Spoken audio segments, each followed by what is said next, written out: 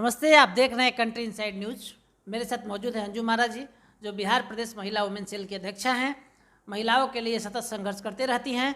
नीतीश की party JDU की brand ambassador भी मानी जाएगी महिलाओं के लिए। इन्होंने महिला आयोग है उसका अध्यक्ष रहते हुए बेहतर इन्होंने काम किया था।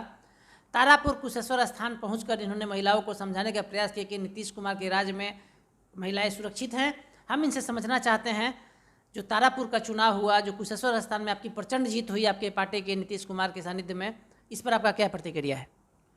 देखिए, निश्चित रूप से तारापुर और कुशेश्वर स्थान की जो जनता मालिक है, हमारी महान जनता थी, उसने हमारे नेता नीतीश कुमार जी के द्वारा जो विकास किए गए हैं, विकास पे उन्होंने अपना मुहर लगाया है और जनता दल यूनाइटेड के पक्ष में उन्होंने जीत दर्ज की है। मैं बहुत आभार व्यक्त करूंगी आपके चैनल के माध्यम से दोनों जगहों की विधानसभा की तमाम जनता का। चिराग पासवान आपकी एनडीए अलायंस से अलग हुए थे और उन्होंने घोषणा किया था पहले चुनाव में कि नीतीश कुमार को हम जेल भेजेंगे। इस बार उनकी पार्टी को दोनों जगह पर 5000 से ज़्यादा वोट नहीं आ पाया है। क्या कहना चाहते हैं, उनका भविष्य क्या देखती हैं आप? देखिए, एक चीज़ तो मैं ये स्पष्ट कर दूं, और ये हम सभी जानते हैं कि इंडिविजुअल कैपेसिटी में भी एक निगेटिव सोच के साथ इंसान बहुत लंबा नहीं जा सकता। और चिराग पासवान जो है एक पॉलिटिकल पार्टी के वो हेड हैं, और इतना एक निगेटिव सोच कि चुनाव में जो 2020 का विधानसभा चुनाव था, उनका कमिटमेंट आप देख लीजिए। बिहार के आवाम से उन्होंने क्या कोई कमिटमेंट नहीं, विकास को लेकर के कोई वादे नहीं, विकास को लेकर के कोई काम नहीं, सीधे कि ऐसा होगा तो मैं इन्हें जेल भेज दूंगा। जिन्होंने आदरणीय नेता नीतीश कुमार जी ने बिहार में जो विकास को लेकर के, चाहे वो आधारभूत संरचना की दिशा में हो या मानव विकास, न्याय के साथ सबका विकास कहते हैं हम, जो लंबी लकीर खींची है, मुझे नहीं लगता है कि राष्ट्रीय पटल पे, राष्ट्रीय स्तर पे भी किसी नेता में इतना साहस हो सकता है कि इतनी लंबी लकीर खींच दे। वो इसलिए मैं कहती हूँ कि विकास को लेकर के जो हम लोगों ने काम किया, जो आयाम हम लोगों ने सेट किया है, उसको ना सिर्फ दूसरे स्टेट बल्कि स्वयं केंद्र की सरकार ने भी अनुसरण करके हमारे उन कार्यक्रमों को, हमारे उन नीतियों को, हमारे उन योजनाओं को अपने एजेंडे में लेकर के वो काम कर रही है।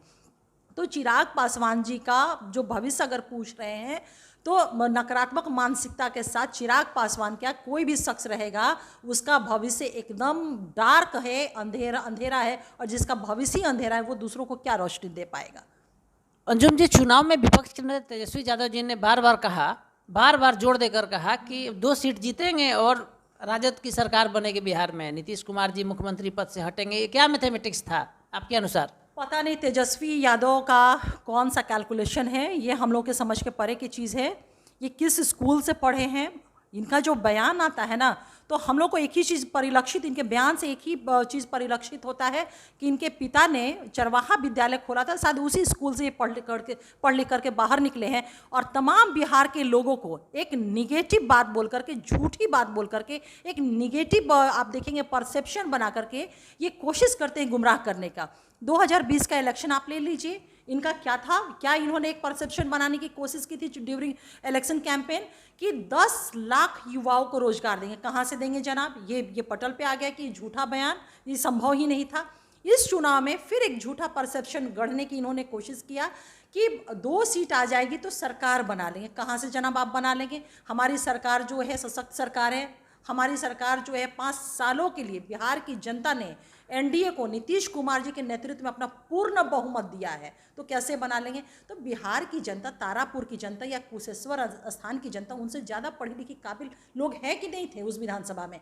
इनके एक झूठे परसेप्शन को, मनगढ़ंत परसेप्शन को, भ्रामक बयान देने वाला, भ्रम फैलाने वाला परसेप्शन को अच्छी तरह से अवेयर थी। यही कारण है कि उनको सिरे से खारिज, उनके और उनके पिता को भी, क्योंकि इलेक्शन कैंपेन में वो भी थे, उस सारी चीज़ों को सिरे से खारिज कर करके विकास को मुहर लगा करके जेडीयू के पक्ष में दोनों सीट जीत हासिल करने में उन्होंने अपना अहम रोल अदा किया है। आप सुन रहे थे अंजू महाराज जी को। इन्होंने स्पष्ट कहा, लालू प्रसाद यादव राजद सुप्रीमो और उनके पुत्र